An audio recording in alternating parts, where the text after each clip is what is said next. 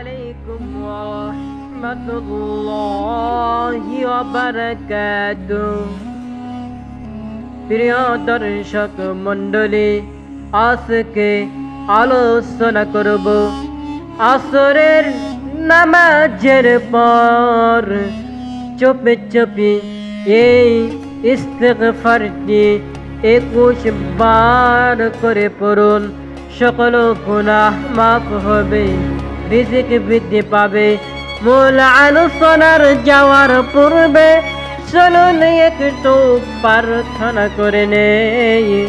হে মহান দয়ালু প্রেমময় আল্লাহ, যারা এই আমলটি শিখে আমলটি করতে পেরেছেন তাদের জন্য বিসমিল্লাহির রহমানির রহিম।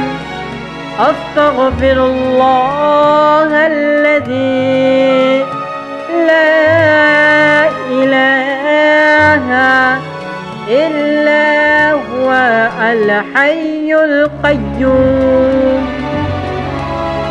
আর রহমানির রহিম যুল জালালি ওয়াল ইকরাম وحي القيوم وأتوب علي توبة عبدي ذليل القدير فقير بسيط مسكين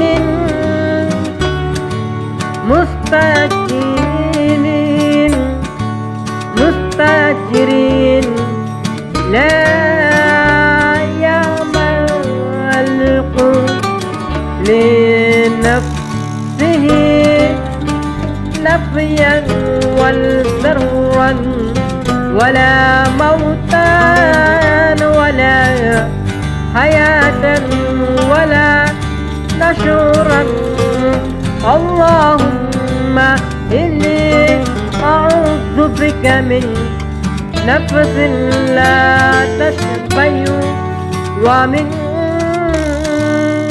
قلب لا يخشع ومن علم لا ينهو لا ترفع ومن ديان لا يشمع. اللهم إني أشيانك الإجرى بعد العسر والفرج بعد القرب والرخيا بيد الشديات. اللهم ما بينا من نعمتي فانعك لا إله إلا أنت أستغفرك. আমি মনে করি যেহেতু আজকের ভিডিওটি অনেক গুরুত্বপূর্ণ, তাই ভিডিওটি শেয়ার করে সবাইকে দেখার সুযোগ করে দিবেন। যারা ভিডিওটি শেষ পর্যন্ত দেখেছেন শুনেছেন তারা সকলে আল্লাহর শুকরিয়া আদায় করুন। সকলে বলি আল্লাহুম্মা আমিন। আজকের জন্য এই পর্যন্তই।